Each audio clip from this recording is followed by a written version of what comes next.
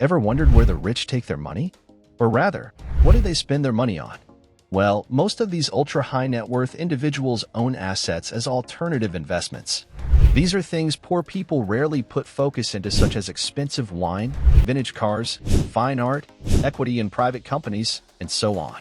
On average, it is estimated that rich people have over 50% of their money invested on such assets. So, here are some of the places that genuinely rich keep and put their money. Number 1. Private and commercial real estate. Real estate remains a popular asset for the uber wealthy. For over 200 years, investing in real estate has been a favorite investment to make money and one of the best ways for the rich to build and maintain their wealth. The trend began with buying the main home and then other apartments, usually for rentals. After buying personal real estate, they started buying commercial real estate such as office buildings, hotels, stadiums, and bridges. Statistics show that most rich people have a large real estate portfolio. Not only that, rich people tend to like exclusive real estate. This is the type of real estate that doesn't hit the market often. It's rarely used in order to make a big return. Instead, this may be some form of a historical building. As long as it maintains its value, the wealthy are happy. No poor person will see value in an old historic 17th century cottage. Instead, they would look for a residential home where they can live, forgetting that the historic building may have a great profit opportunity in the future. Also, the wealthy tend to focus on commercial properties such as shopping malls, bridges, and so on. This way they are able to expand their investment portfolio and expand their income streams. Number 2. Cash and cash equivalents. Many, and perhaps most millionaires, are frugal. However, this does not mean that they do not have the cash to go around. They are just extra keen on growing their wealth or spending it on things that really matter. They do spend on some luxuries too, but the general rule is that they are mostly frugal. Many rich people store much of their money in cash or liquid cash equivalents. In this case, poor people do not have the luxury of walking around with a stack of cash. Rich people even have private bankers who keep up with their asset portfolio as well. This means they do not have to queue in the checkout windows like other clients. Did you know that on average millionaires have up to 25% of their money in cash?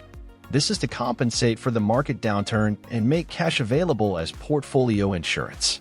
They are also interested in cash equivalents and financial products that are about as fluid as cash. Examples of cash equivalents are money market funds, certificates of deposit, commercial paper, and treasury securities. Number 3. Luxury goods, such as rare whiskey, wine, and handbags. You will be shocked that rich people do not purchase expensive luxuries simply because they have nothing better to do with their money. Real estate agent Knight Frank is among the people that shed a light on how profitable luxury goods, such as rare whiskey, can give you a fortune in returns. Rare whiskey reaches the pinnacle of the latest Knight Frank Investment Index, KFLI, revealing that China and the wider Asia-Pacific ultra-high net value individuals, UCHNWI, are pushing the new rare whiskey market to dizzying heights. Handbags are also officially in the asset class. According to a new report, handbags last year was a much better investment than art. Art recorded a total return of 5% in 2019, but handbags increased by 13% and are number 1 in the year. If you know anything about handbags, you know that Birkins are the holy grail of handbags and only the rich can afford a piece of this pie. If you're enjoying this video or learning something so far, you'll love the upcoming points. So do me a favor in the meantime and give this video a thumbs up. Number 4. Gold or silver. Back in the old days, trade was something common, especially the gold trade. It was the form of money that the wealthy used to prove high or royalty status. Not much has changed. Even though the poor would never even dream of keeping gold, the rich still use it as an asset, and gold has become a place for the wealthy to store their money. It makes sense because gold will always have considerable value when paper currency is weak. History has shown us time and time again how the wealthy have survived by simply buying large amounts of this coveted metal. The good thing is there's a type of gold for everyone.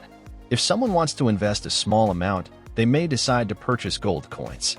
Those with a lot of money may decide to purchase gold bars they can store in an actual safe in a foreign country like Switzerland. Take note that the rich don't store large amounts of gold in the US. Current legislation states In a crisis, the US government has the right to raid and seize safes containing gold, which is one of the only countries in the world that has this right. It has already happened once before under Franklin D. Roosevelt during a time of economic crisis. This is why the rich make a concerted effort to store much of their wealth offshore. Gold is desired because it's easy to purchase and it will never go out of fashion. But more and more of the rich are looking towards other precious metals. Precious metals like titanium and platinum are used in the construction of many electronics, which makes them prized by businesses and governments all over the world. While not as popular as investing in gold, these precious metals are able to be used in a practical capacity. It's no surprise to see them becoming popular among wealthy investors. Number 5. Artwork, fine art. One of the reasons why the wealthy possess a huge amount of fine art isn't because they've fallen in love with every picture and backdrop. They know it has a lot of value. Even if the concept of art does not make sense to you, fine art will always have someone who wants to buy it, and those that want to buy it understand its worth. They are not trying to bargain for every cent, which makes this a good investment. Poor people, on the other hand, may view art as a waste of money, and the money could have gone towards other more important expenses or use. However, the truth is that fine art has great resale value, especially limited edition art that is sought after. Many wealthy individuals are willing to splurge millions on fine art. Not only that, fine art can even go into the asset box and generate a passive income. Some wealthy individuals have gathered enough fine art to open up private galleries or to lease their art to famous galleries. And this means more money. Number 6. Private credit. Private credit is an asset class of privately negotiated loans and numerous other forms of debt financing from non-bank lenders. They can include, but are not limited to, small business loans, venture debt, consumer loans, invoice factoring, and various other forms of private debt. Most people do not have this type of asset financing because they simply do not qualify to get one. Rich people have it easier because most have a financial track record to show, as well as decent credit score history to back them up, unlike poor people. And this one example shows that the lack of money makes everything harder. Number 7. Speculative cryptocurrency. Most people have not bought into this craze, but the rich love risk, especially risk that promises some high returns. It is estimated that there are around 100,000 cryptocurrency millionaires out there, with the majority holding Bitcoin. The idea alone can challenge a poor person because cryptocurrency uses a lot of technology to handle, maintain, and transact, things that most poor people lack access to. The good part is that you do not have to stake so much in order to see some returns. More and more, cryptocurrency is becoming accepted as a legitimate investment that deserves a look when trying to accumulate wealth. Number 8. Public companies. Ultra-rich investors may hold a controlling interest in one or more major companies, but many of them hold a portfolio of only a few equity securities, while some are all about simplicity. They invest in index funds and dividend-paying stocks. They like the passive income from equity securities just like they like the passive rental income that real estate provides. They simply don't want to use their time managing investments. Stocks also have low management fees and excellent diversification.